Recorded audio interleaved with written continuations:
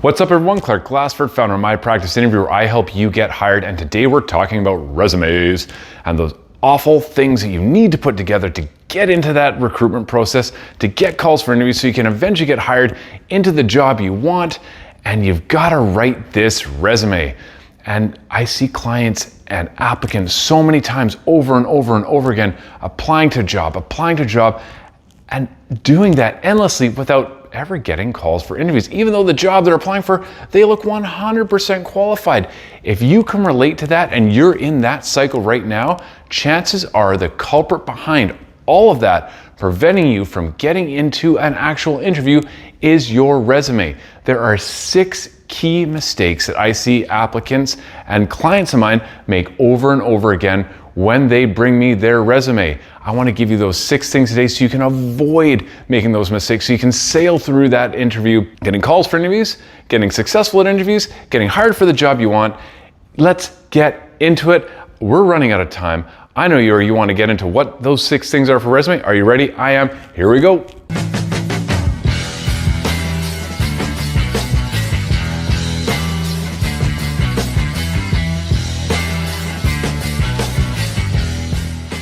So today we're talking about 6 key mistakes I see applicants make over and over again with their resume. Now let me be clear, no resume is perfect. It is never perfect. There's always little things that may be off a little bit, no matter how much time you've painstakingly spent just crafting the perfect resume. Hiring managers, recruiters, all have different ways of viewing resumes and looking at what they want in terms of that structure of the resume, the theme of that resume, how it overall looks.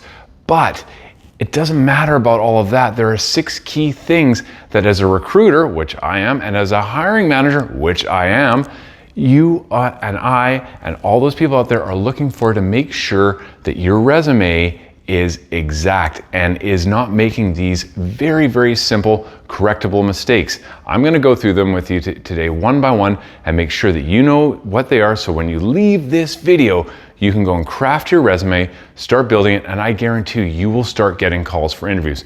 So what is the first mistake I see that happens over and over again? It comes down to format. Format of your resume is absolutely critical.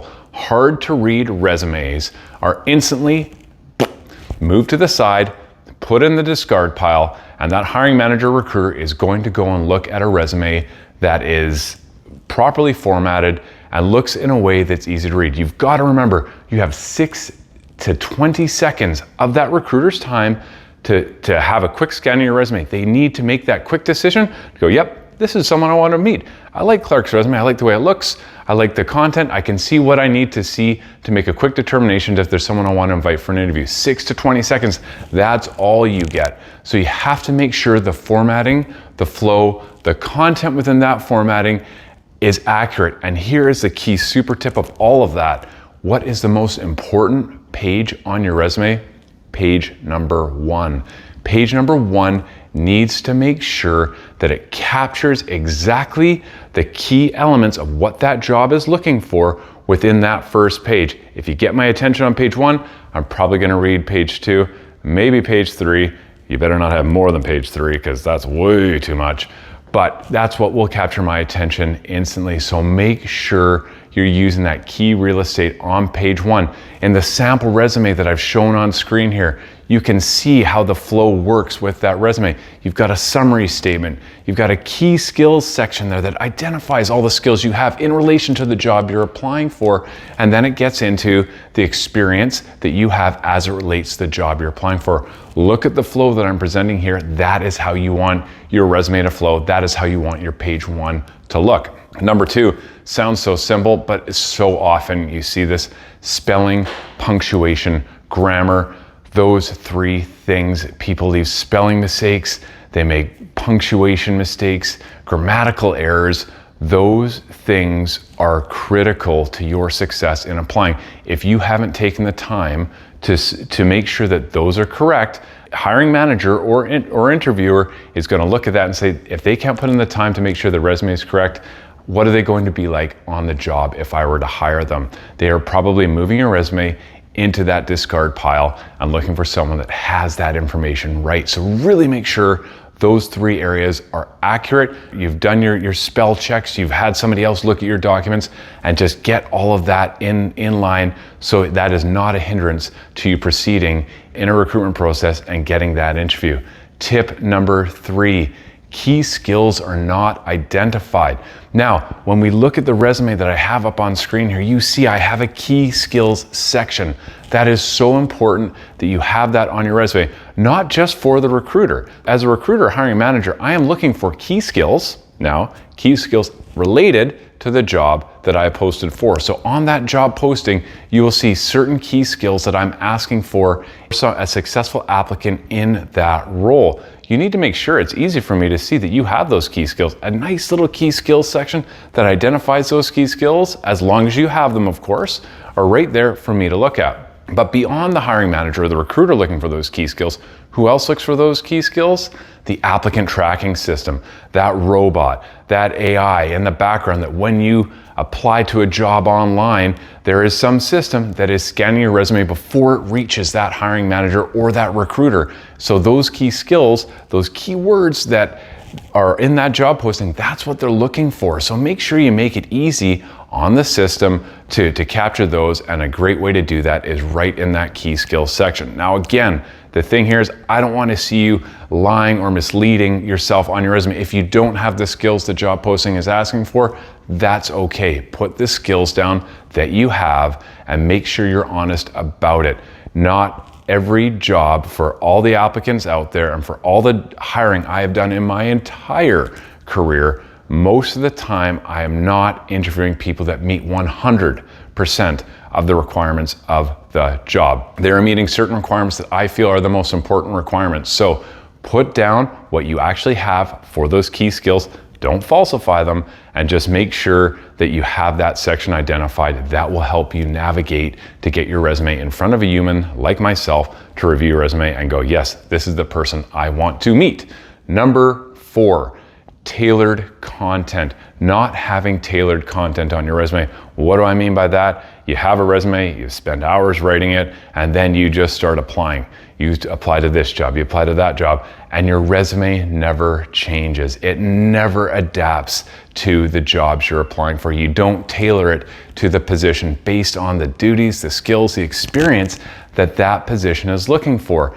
As a hiring manager or recruiter, if I get a resume like that is some generic resume, it is instantly off my desk into the no pile, and I'm going to look for people who have taken that little bit of time to make sure they've tailored their resume to my specific requirements.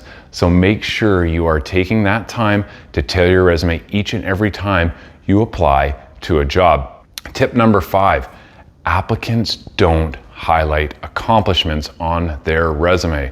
What on earth do you mean by that? Well, most resumes I see, one of the most fundamental mistakes they make is they put together a resume that reads like a job description.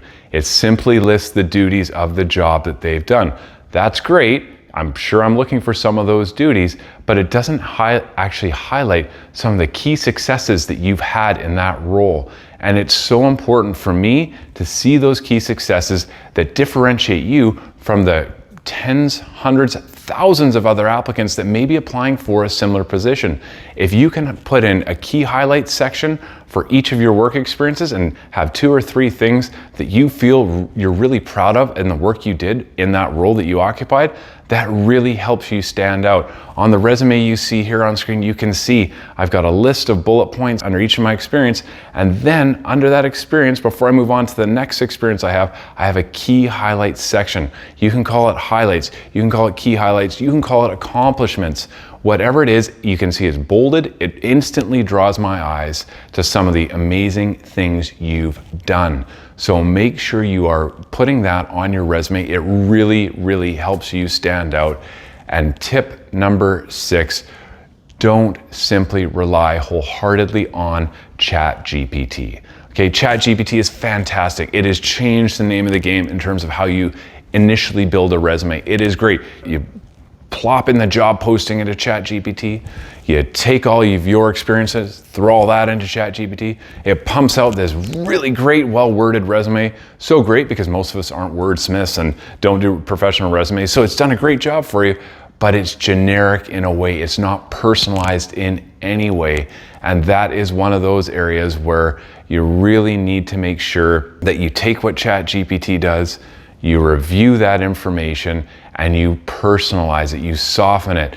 Remember, ChatGPT is just splicing information from across the internet and from that information that you've given it to make it sound really good. But sometimes the way it makes you sound could be overinflated, could be underinflated, and could be missing the essence of you connecting with that interviewer as to who you really are as a person. So don't just wholeheartedly rely on ChatGPT. Make sure you go through it yourself and make sure you take the time just to tailor it to the job you're applying for with some of that personalization. Now, those are my 6 areas for the mistakes I see applicants make. I want you to take all of that, start thinking about that as you've built your resume, as you're now refining your resume. If you're in a situation where you feel like I need some professional help, I need somebody to have a review of my resume, reach out to me. My contact information is below. You can reach out to me. We will set up a free consultation session where I will look at your resume for you, give you some constructive feedback. Whether you choose to work with me